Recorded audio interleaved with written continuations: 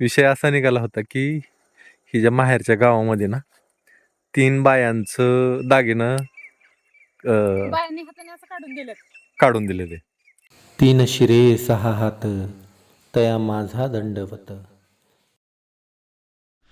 तर राम राम मंडळी, मी संदीप भगत स्वागत करतो तुमचं आपली माती आपली माणसे यूट्यूब चॅनलवरती. मित्रांनो, आता जवळजवळ 10-10:30 वाजले सकाळच्या.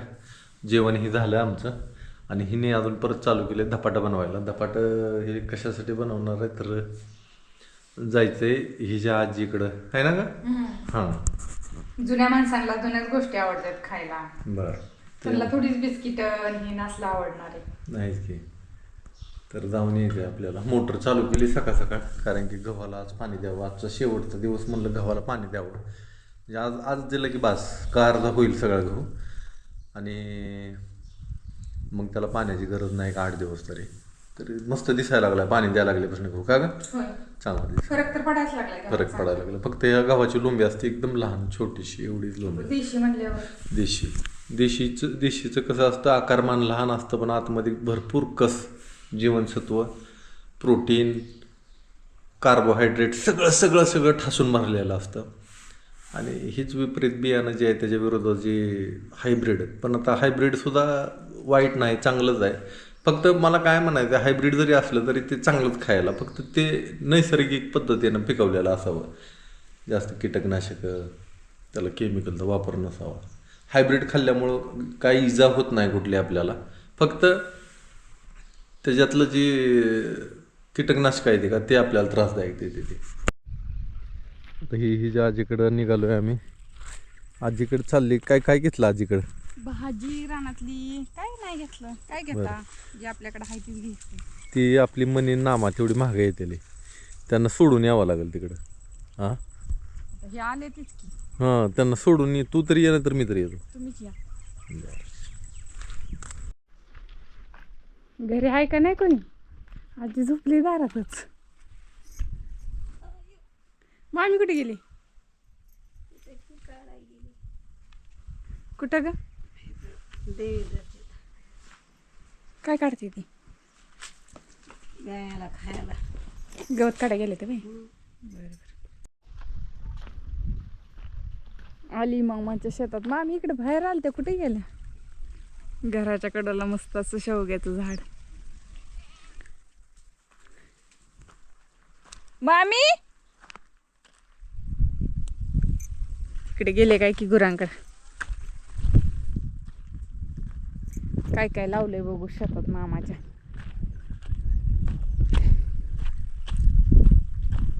पेरूची झाडं आपण महाग आलतो तेव्हा आपण बारकुलीच होती, आता बी बारकीच आहे ती, काही विशेष वाढ दिसत नाही.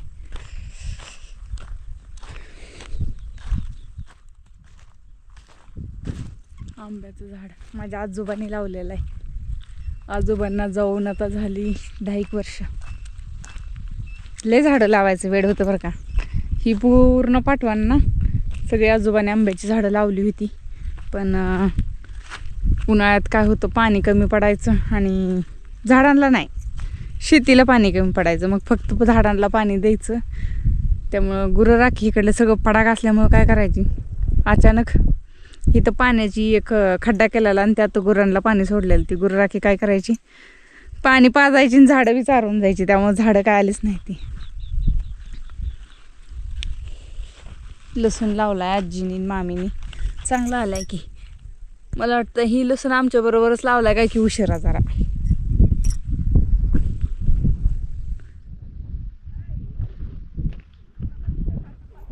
मी इकडं हाक मारतीन, तुम्ही तिकडं.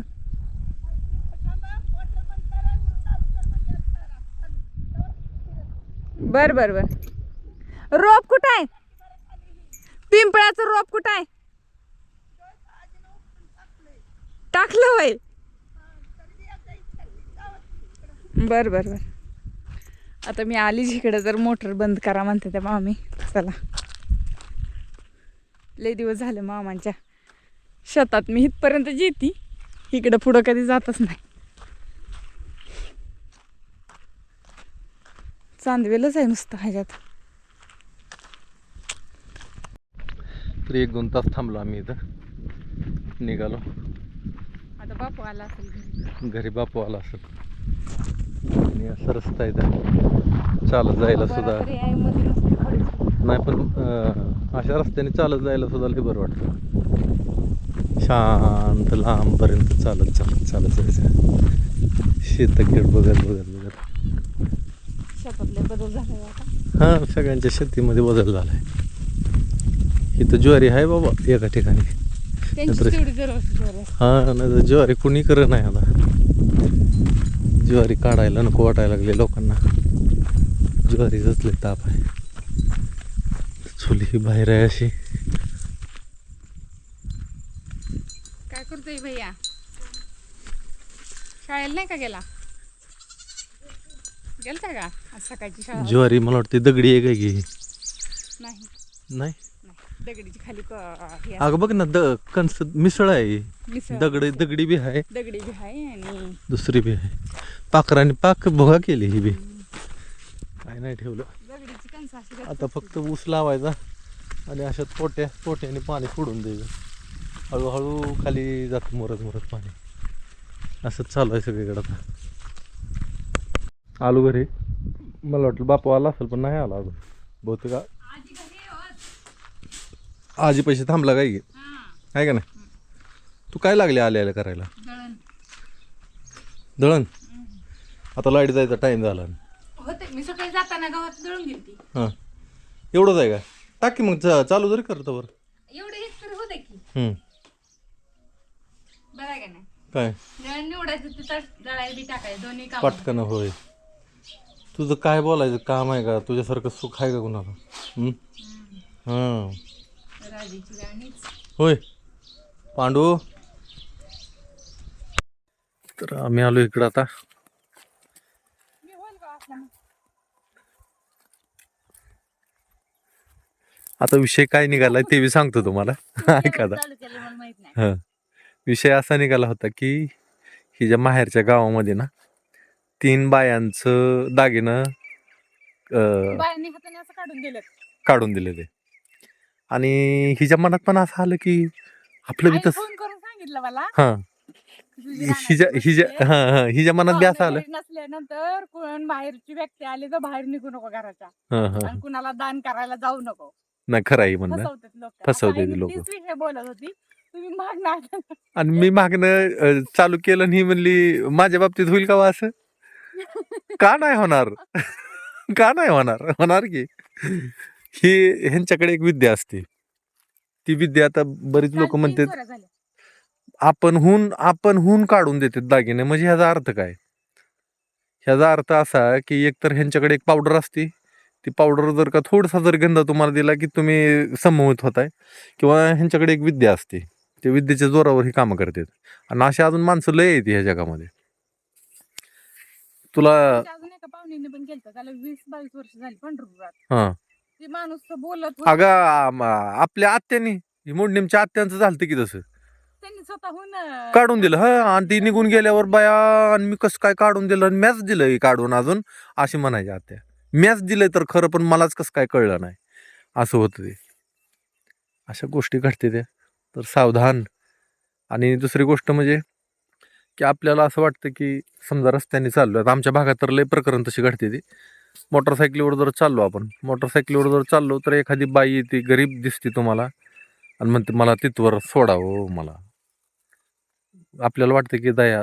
बाईची कंडिशन बी तशी असते, नीट चाला येत नाही, काय नाही काय नाही. तसं ती सोंग करते. हा, पण आपण जर त्यांना गाडीवर घेतलं, आणि पूर्ण हायवे रस्त्यावर बरं का, त्यांना गाडीवर घेतलं तर पुढं घेऊन ती त्यांची माणसं तिथं पुढं थांबलेलीच असते. ती पुढं थांबलेली असते. ती बाई परत म्हणते की ह्या माणसाने मला असं असं केलं, मला जी छेडछाड काढायला लागला, आणि ती तिथली 7-8 माणसं असते ते आपल्यालाच मारायला लागतात. परत आपण मदत करायला जातो, पण असा अडकतो आपण की त्यातनं आपण, आणि त्यांना पैसे पाहिजे असते, तर पैसे नाही दिले की आपल्याला पोलीस स्टेशनला नेऊन जातात आणि आपल्यावरच गुन्हा दाखल करतात.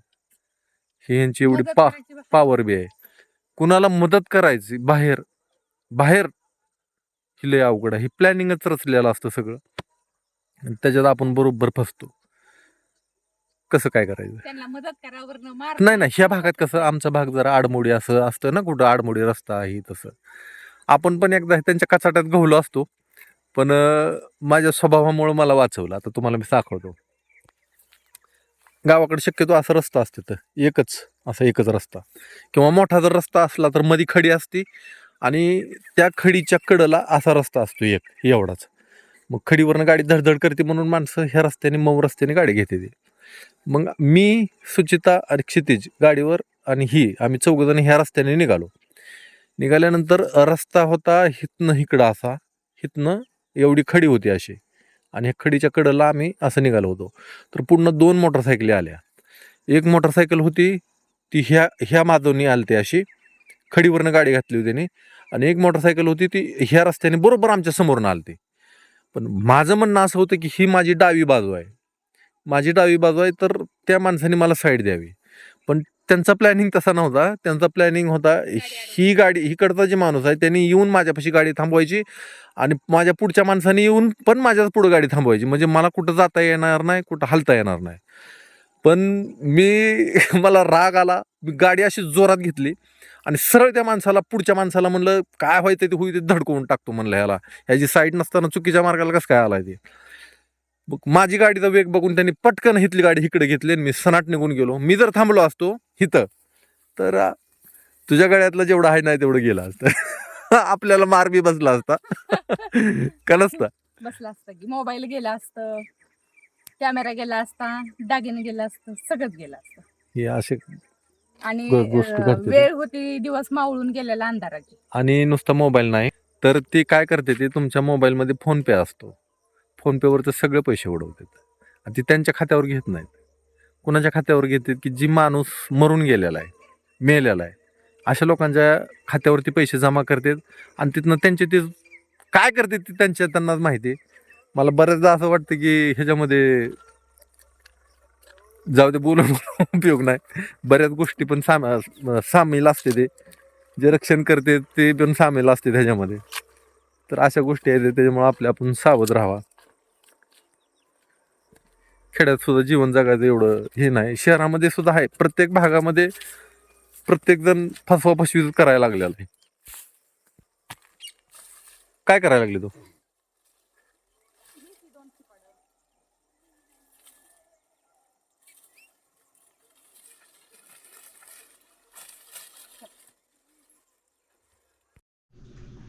इकडे आता आम्ही भोगीची भाजी करायला घेतली, कारण आमची संक्रांत राहिली होती, त्यामुळे आजचा भोगीची भाजी करून घ्यायची आणि उद्या रथसप्तमी आहे तर आपली संक्रांत होणार आहे उद्या, त्याच्यामुळे आज भोगीची भाजी करायची. त्यासाठी मी इकडं गाजर, वाटाणा, घेवडा, बोर, हुरडा, हरभरा आणि चाकवताची भाजी, तीळ हे टाकून घेतले आणि आता भाजी शिजायला घालते.